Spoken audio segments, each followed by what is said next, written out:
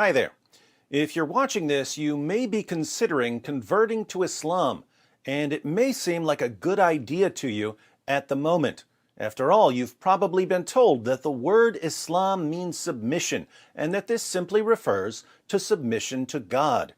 If you believe in God, why wouldn't you want to submit to Him? Makes sense, right? Not so fast. There are two main reasons you should slow down and think about this a bit more carefully. First, according to the Quran, you can only submit to Allah by fully submitting to all of the decisions of Muhammad.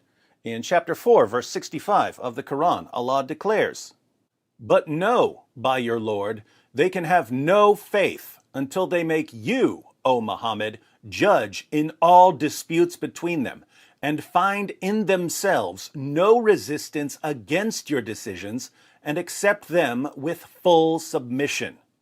Notice, you can have no real Islamic faith until you make Muhammad judge in all disputes, and you find no resistance in yourself against any of his decisions. You have to accept Muhammad's decisions with full submission. So, while the word Islam does mean submission, it's really the religion of submission to a man, because according to the Quran, you can only submit to Allah by submitting to Muhammad. Who was Muhammad? He was an illiterate 7th century Arabian caravan robber and warlord. As a rule, before you unquestioningly accept all of the teachings of an illiterate 7th century Arabian caravan robber and warlord, you should really make sure you can trust him as a prophet. And that requires carefully examining his life and teachings along with the so-called evidences of his prophethood. The second reason you should proceed with caution here is that Muhammad ordered his followers to execute anyone who leaves Islam. For instance, in Sunan an-Nasa'i 4067, we read, "The Messenger of Allah said, 'Whoever changes his religion, kill him.'" So, if you convert to Islam without doing any careful research, and you later decide to leave Islam, you'll be under a death sentence for the rest of your life. Islamic preachers will send you threats, warning you that once they're in power, you'll be executed. This is a part of our religion. There's a reason to it. Yeah? There's a reason why there's a capital punishment. Because people like you, little weaklings, who leave their religion and cause corruption in the land by spreading it, the capital punishment in Islamic law would be applied to you. We have no doubt. And we're proud of that. Yeah? Capital punishment will be applied in an Islamic state. Yeah? Converting to Islam isn't like joining a club that you can simply leave once you change your mind. It's something that follows you forever through threats of violence. If you're going to convert to a religion that will sentence you to death for changing your mind, here again, you should make sure you understand what you're getting into and why you're getting into it. So, why are you considering converting to Islam? Do you have a Muslim friend who's trying to convince you to convert? Has someone been sending you videos filled with amazing proofs that Islam is true? Did you bother to carefully examine these proofs that were presented to you? Did you look up the references? Did you research responses to these arguments? No, you didn't.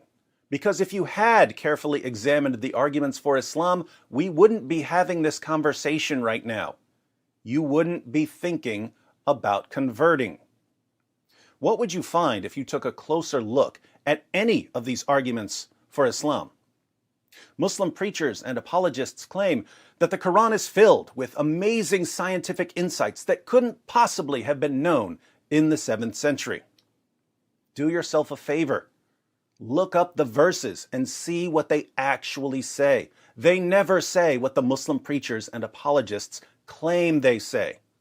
Islamic preachers take extremely vague verses that aren't saying anything scientific, and they insert modern science into these extremely vague verses and claim that the verses are making scientific claims. The reason they have to go to vague verses is that all of the clear scientific claims in the Quran are completely wrong. For instance, the Quran claims very clearly that the sun sets in a muddy pool.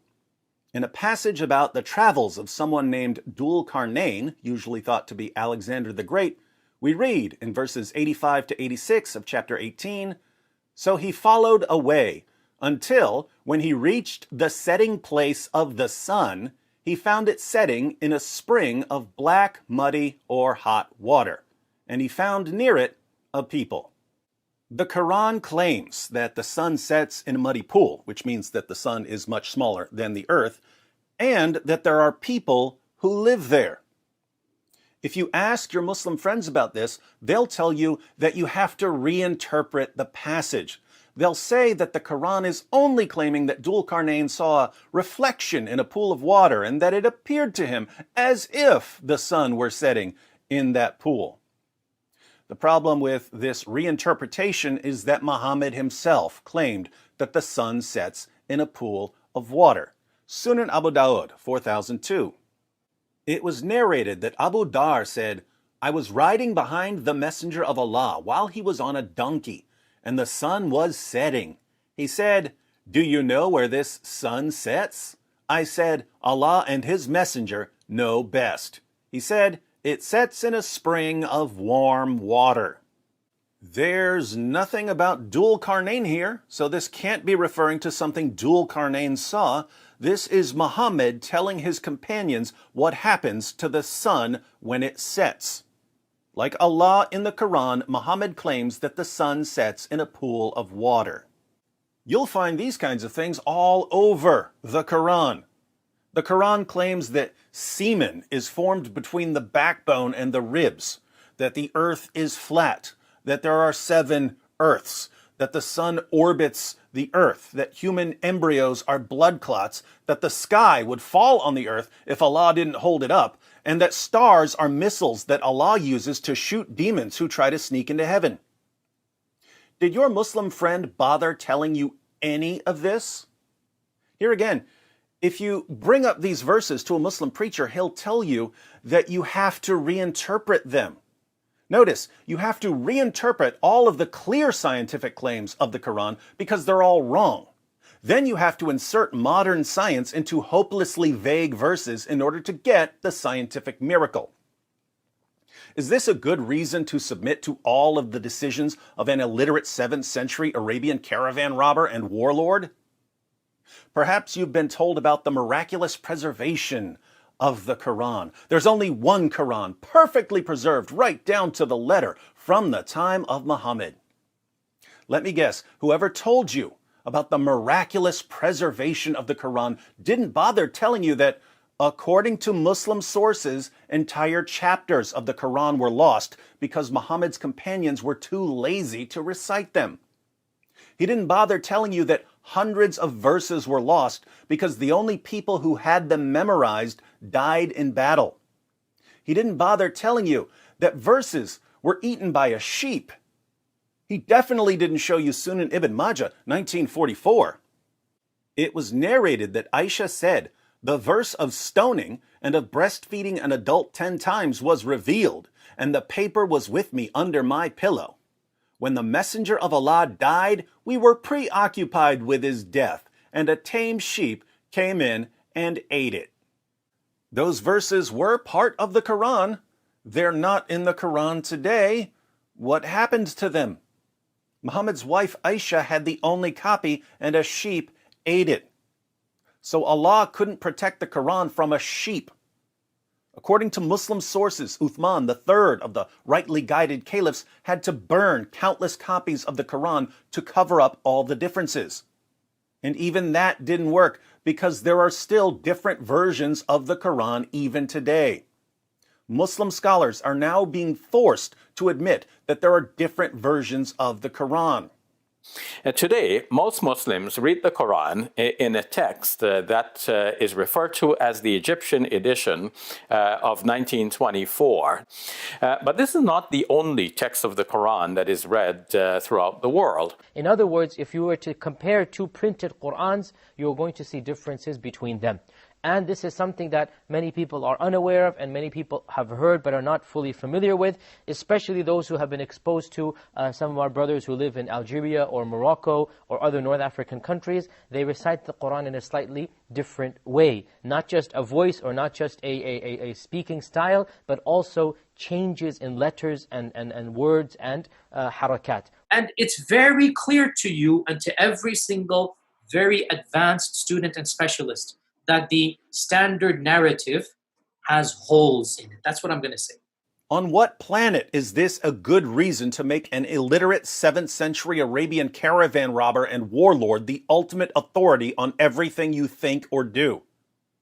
Perhaps your Muslim friend told you that Muhammad was a champion of women's rights, but he forgot to mention that Muhammad had sex with a prepubescent 9-year-old girl named Aisha. He forgot to tell you that Muhammad had sex with his slave girls.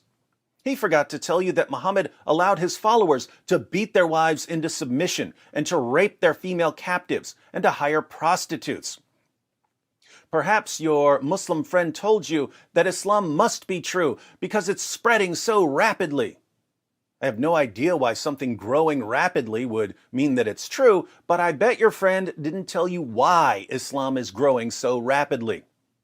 The same Pew Research study that said that Islam is the world's fastest growing religion also said that the primary reason for Islam's rapid growth is high birth rates. Why do Muslims have higher birth rates than other groups? It's because of the impact Islam has on women and girls. In many parts of the Muslim world, educating girls is frowned upon. Women having careers is frowned upon. So girls are married off at a young age and turned into baby-making machines. By the time a young woman in America has her first child when she's 25 years old, a young woman in Yemen is having her 6th child because she was married off when she was 11 or 12 years old. So are we supposed to conclude that Islam is true because it gives women and girls nothing to do apart from making babies? Notice, every single reason you've been given to believe in Islam falls apart as soon as you take a closer look. Why, in the name of common sense, would you convert to a religion that requires you to submit yourself completely to the teachings of an illiterate 7th century Arabian caravan robber and warlord, and that will sentence you to death if you ever change your mind, when the only reasons to accept the religion evaporate the moment you investigate them? In case you'd like to carefully examine Muhammad and the Quran before converting, I've included in the description box some links to articles and videos on all of the issues I brought up in this video. But maybe you'd like a second opinion. Maybe you'd like to hear from someone who was once a Muslim and had to learn all of this the hard way. The death threat from a Muslim preacher earlier in this video was a message to a young man who now calls himself the apostate prophet. He's an ex-Muslim who's under a death sentence for leaving Islam after realizing that it's false. Don't leave without clicking on his video and letting this former Muslim explain why you should think twice about converting to Islam.